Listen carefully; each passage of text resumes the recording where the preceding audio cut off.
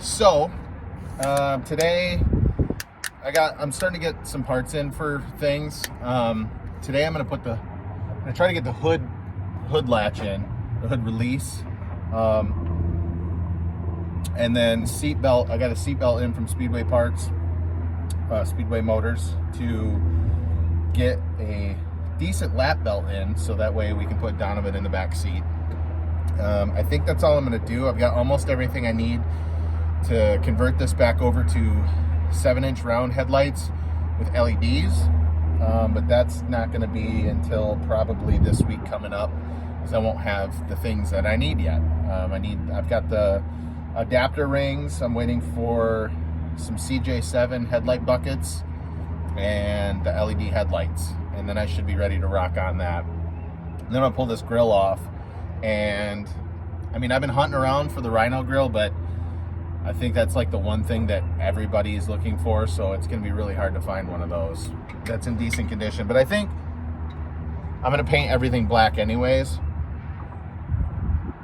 so that's not that big of a deal. And then the next step after that, I think I'm going to fab up some...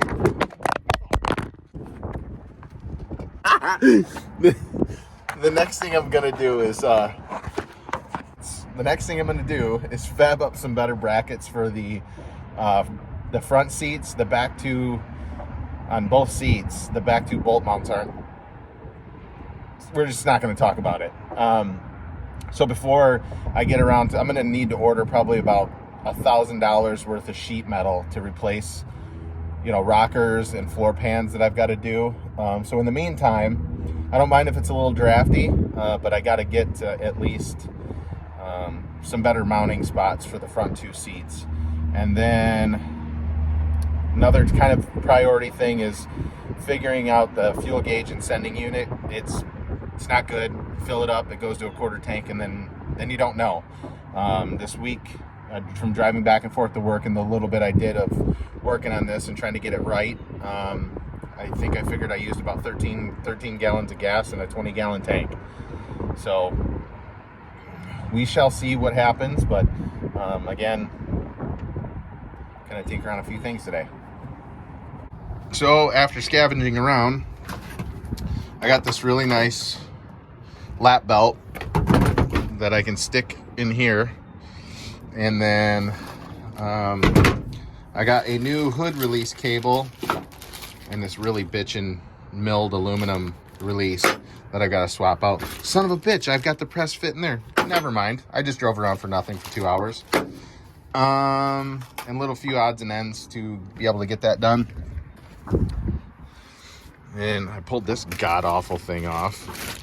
So that way I got this bitchin' steering wheel. Tighten this stupid thing down. That was loose. And then this is gonna be my new hood release, and that's the lever that I'm gonna replace. I'm going to upgrade some gauges, so I might take some measurements for that today. And then I'm scheming a new idea for this dash. I might try to find an early mid-60s J10 dash. It should fit. And then just go with an all-metal dash. I mean, most of this is metal anyways, but I don't know. This is a lot of tan. And I think I'm going to start breaking it up with some milled aluminum and gloss black finishes. But as you can see, this is what I'm dealing with for rear seat mounts. The holes I don't mind, but I gotta scheme something for this. And I got a couple good ideas that might get me where I gotta be for the time being. Excuse me, that was me. So yeah, all in all, I mean, I drove it all week to work, and she was doing really good. And then, adding a few touches here and there to make it the family rig. But, and I've got some leaks up front. I don't like doing brakes. I hate doing brakes. So I think I'm gonna have the fellas at work pull the wheels off and take a look and make sure my brakes are good, and then find out where the leaks are coming from. I have a feeling it's the oil pan and trans pan gaskets. So that's next. Is getting the leaking.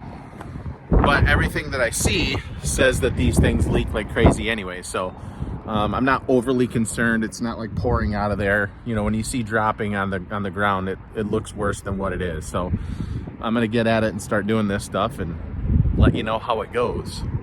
quick shout out too to AutoZone. I went in there to grab a couple things, which I don't normally go to do. I like to go to Mazda in Clarkston. That's where the dealership goes, and those guys are very knowledgeable. But I went in there looking for a few things, and I will say they did not ask me if my 83 Cherokee was 4-wheel drive or 2-wheel drive, so hats off to them. But I did pick up this goofy thing. The girl behind the counter was very excited about it. It's like a little ratchet. I've never seen one before. Maybe I'm late to the party. But I'm kind of, I'm working on a toolkit to keep in here too, because it's old, and I've had hot rods, and I've had choppers and bobbers and things that break down a lot. So I'm going to have a recovery kit in here for the future. So yeah, I'm going to test this little socket deal out and see how we go with that. I've got this one in there pretty good, but this one is not going to, I don't know what I'm going to do there. So that sucks. Step 2 is hooking up the latch, which I ran the cable, but there is a part that bolts here that I've got to find that holds onto this to be able to use this. And then this just wonderfully zip ties back here. So I'm going to get it ran and zip tie it and bolt it in underneath the dash. And then when I can, I'll get that piece and finish that up. And what was the other thing I was going to do today?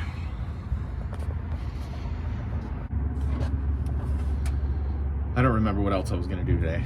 I think those were the only 2 things I was really going to work on. And both of those are going to end up being a bust until I get that upper bracket mount for the hood release cable. I got the aluminum release latch hooked up. That was easy. Now I just got to get it bolted against the firewall or against the side of the underneath the dash. And that shouldn't be too much of a problem. So back to the drawing board on the seatbelt. And then I think I have an idea for what I'm going to do behind the seats for the rear seat mounts, but I got to get some steel for that. I think I'm just going to sandwich the floor, top and bottom, and then run a bolt straight through. Maybe even put a collar in between, like a spacer, like a metal bushing or something. Just to give it a little bit extra support, but I don't know. I think I got a choke cable coming.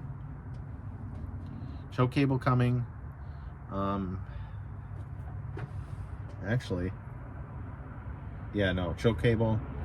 No, I might even have a choke cable running. I'm gonna have to dig into this and find out. There might be a choke cable in here somewhere. Anyways, that's the update.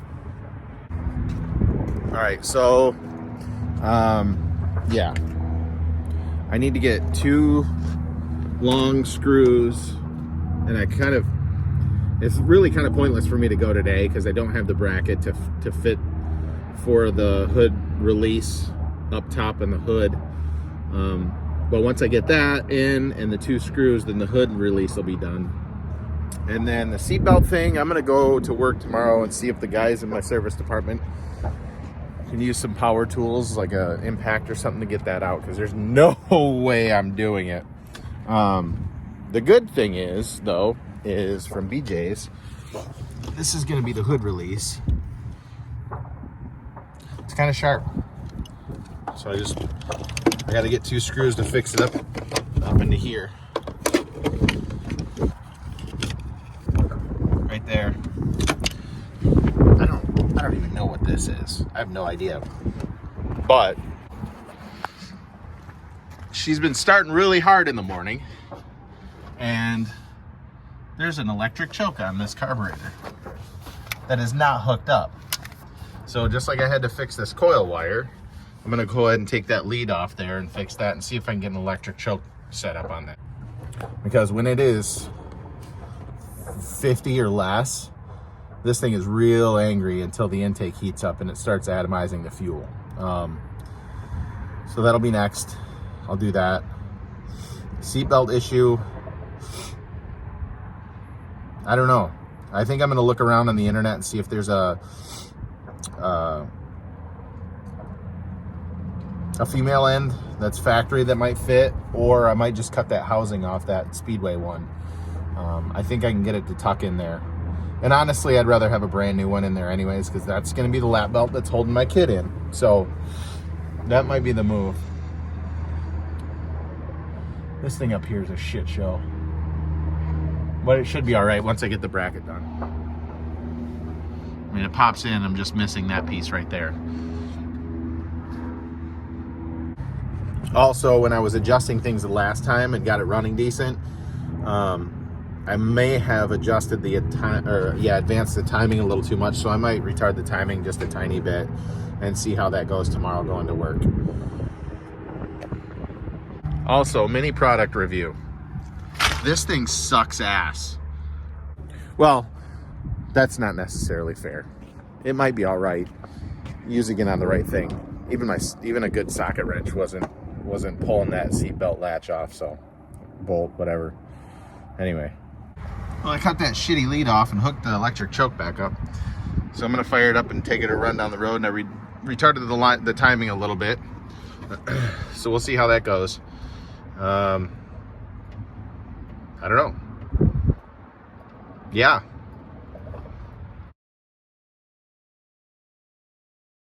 Well, I retarded the timing a little bit and hooked that electric choke up, and it ran a whole lot better. Real good, Clark. So I kind of, without putting a timing light on it, that might be where she sits for a minute.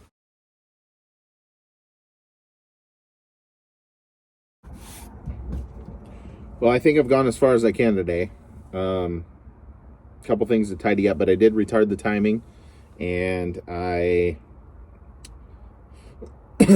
hooked the electric choke up, and that was a big game changer. So now, without putting a timing light on it, I think it's running probably as good as it's gonna get. And then fine-tuning the carburetor. I hated Edelbrock carburetors mostly because I didn't know shit about them, but this one's kind of shaping up. I'm becoming a fan. So a few hood latch things to figure out, and then see if I can get the seatbelt bolts out for the male end, or find an original female end to put in there. So until next installment,